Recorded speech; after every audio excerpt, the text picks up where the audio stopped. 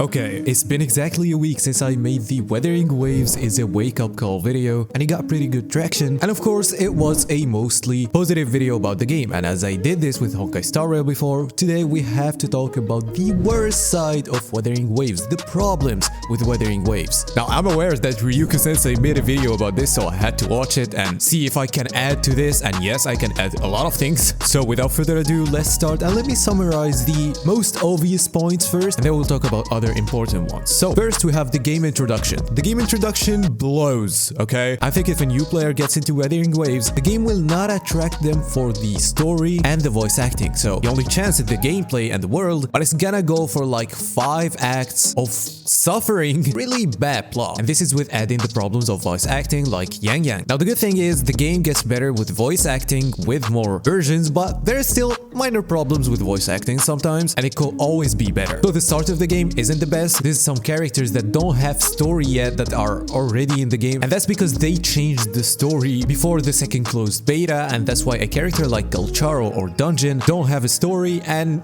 they should make a story for them or include them in the world, because I don't like this. I really don't like when a character is existing in a game and has no story. I had this problem in Tower Fantasy at the start. There's a character called Shiro or something like that. She had 0 story. I was like, who is that? I hate when a character is just disconnected. They have to know the importance of characters, and especially fun characters like Galcharo or Dungeon. Dungeon is very powerful and popular between 4 stars, so if they add stories, it's not gonna be bad. Now, other than the stories, I think that 1.0 and the introduction to the game should change, and it should change before PS5 release, and the problem is it's like in 2 weeks. But I hope that they have this in their mind, that they have to make the start of the game a little better to attract more players, because yes, the game gets way better after that, but we have to make the start a little better. Remove some things, change some dialogues, and it will probably be good. Now moving on to the other obvious thing that a lot of people are talking about, which is the lack of 4 stars. Yes, it's good they added 2 4 stars lately, but they still have to take this into consideration because we still lack 4 stars. If we're not talking about the characters, we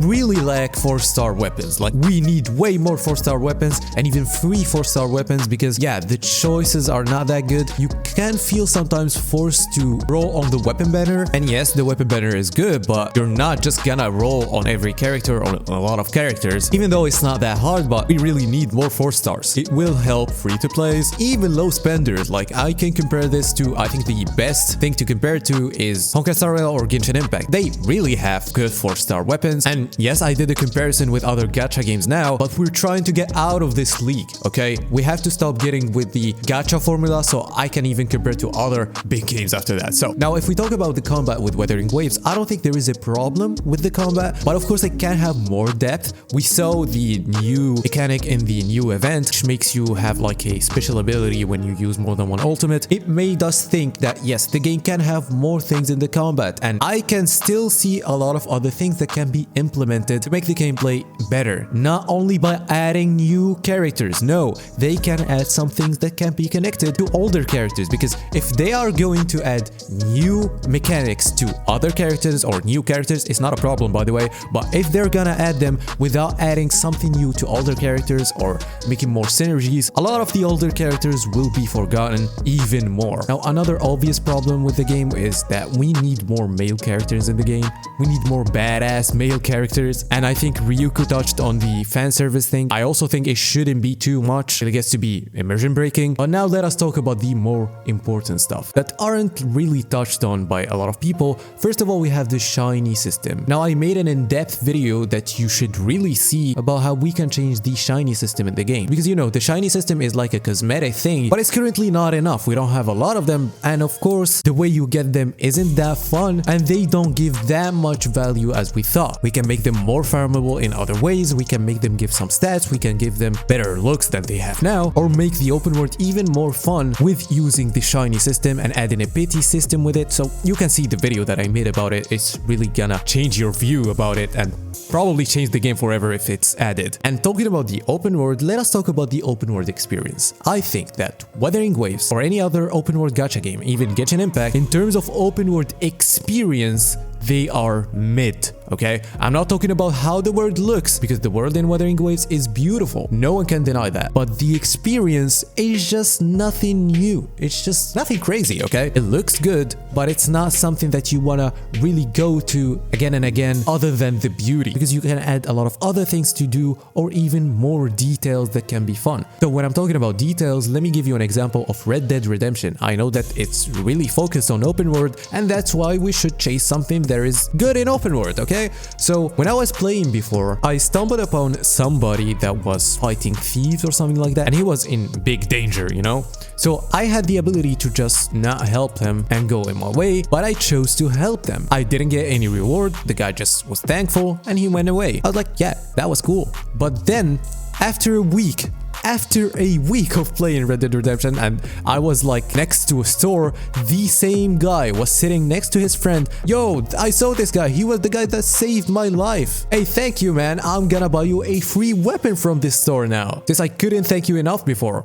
That was good. That was a really good detail. I'm not saying that Wuthering Waves should give you free weapons. No, if you understood it this way, there's a problem with you. I meant that the details are good. You can have other rewards or even not have rewards. The details in the open world that makes you want to explore even more and see if there's other NPCs that can react this way, or there's other events that can happen suddenly, which I saw this in Neverness to Everness when I tried the beta. Some events in the open world can be triggered suddenly and, you know, change everything, or maybe adding some more mobs that can give you, like we said, some shinies or something like that, or some more things to be farmed and have more value, because we're just stuck at normal puzzles. Normal mobs will give you chests. God, there's nothing crazy about this, okay? Now, of course, they can innovate more on puzzles and the mechanics there, but they can really add more to the open world experience, and they have a lot of open world games in front of them and they just can copy it. Now, next up, let us talk about the modes and end game of Wuthering Waves. I do not like the tower mode. The tower mode isn't for me. I don't think there's any innovation there. I don't think it's really that fun to play.